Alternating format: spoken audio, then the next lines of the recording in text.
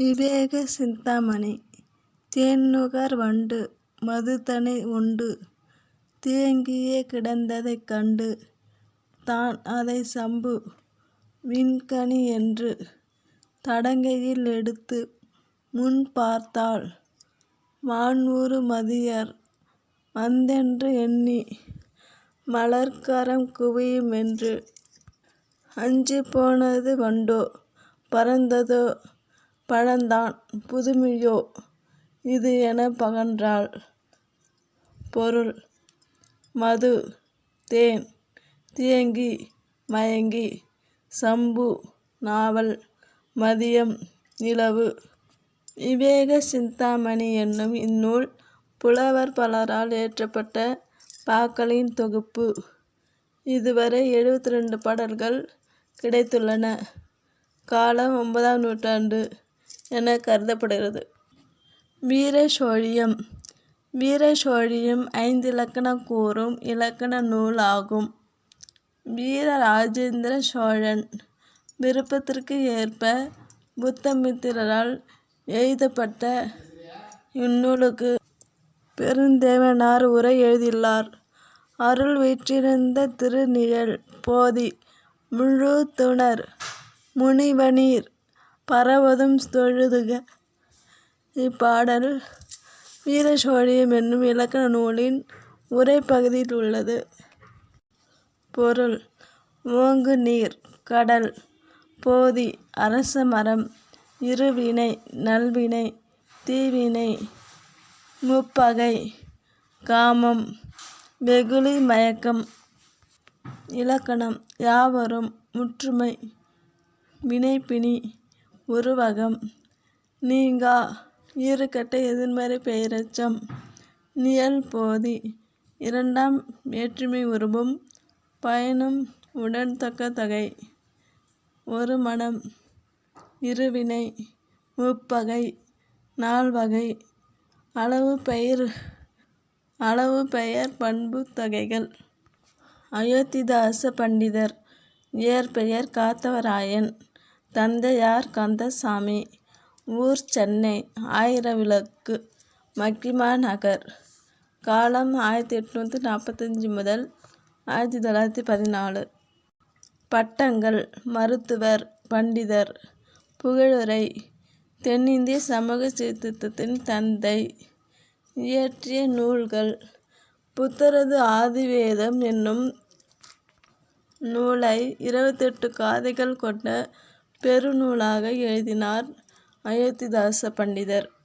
இதற்கு சான்றாக பெருங்குறவஞ்சி, வீரசோழியம், நன்னூல், விளக்கம், நாயனார் திருக்குறள், சித்தர் பாடல்கள், வைராக்கிய சதகம், மச்ச முனிவர் ஞானம் முதலிய நூல்களை துணை நூல்களாக கொண்டார். அயோத்திதாச பண்டிதர் ஆதி வேதத்தை பாலி, ஆங்கிலம் ஆகிய மொழிகளின் துணையுடன் எழுதியுள்ளார். இந்திரதேச சரித்திரம்.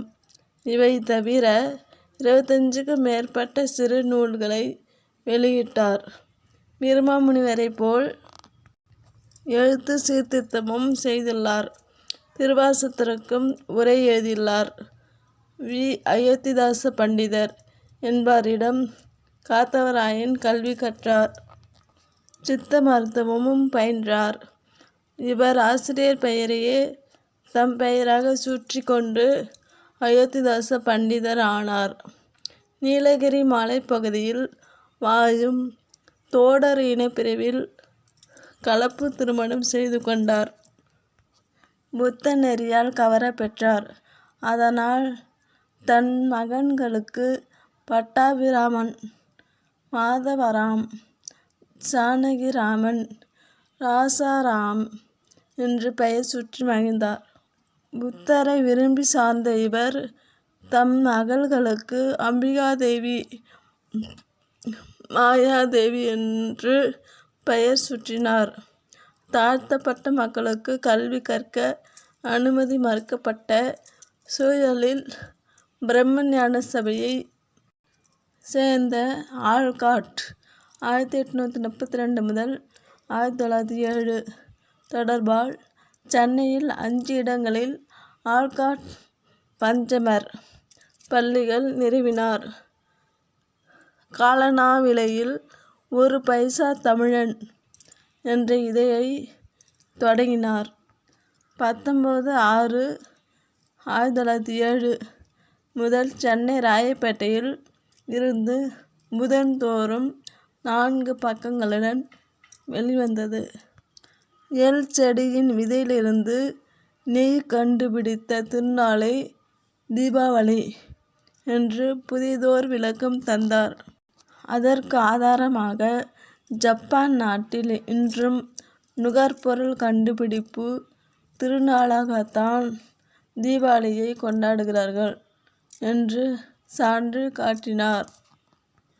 எம். ஜி. ஆர். பெற்றோர் கோபாலமேனன், சத்யபாமா. ஊர் இலங்கையில் உள்ள கண்டி. காலம் 1917 ஜனவரி 17, 1987 டிசம்பர் 24. சிறப்பு பெயர் புரட்சித் தலைவர், மக்கள் திலகம். 1963 சென்னை மாநில சட்டமன்ற மேலவை உறுப்பினரானார். 1967 சட்டசபை தேர்தலில் பரங்கிமலை தொகுதியில் வெற்றி பெற்றார். 1972 புதிய கட்சியை தொடங்கினார். 1977 தமிழக முதல்வராக பதவியேற்றார். 1988 இந்தியாவின் உயரிய விருதான பாரத ரத்னா விருது பெற்றார். சென்னை பல்கலைக்கழகம் இவருக்கு டாக்டர் பட்டம் வழங்கியது. அறிஞர் அண்ணா இதயக்கனி என்று போற்றினார். இந்திய அரசு சிறந்த நடிகருக்கான பாரத் பட்டத்தை வழங்கியது. நடிப்பையும் அரசியலையும் இரு கண்களாக கருதியவர் எம். ஜி. ஆர்.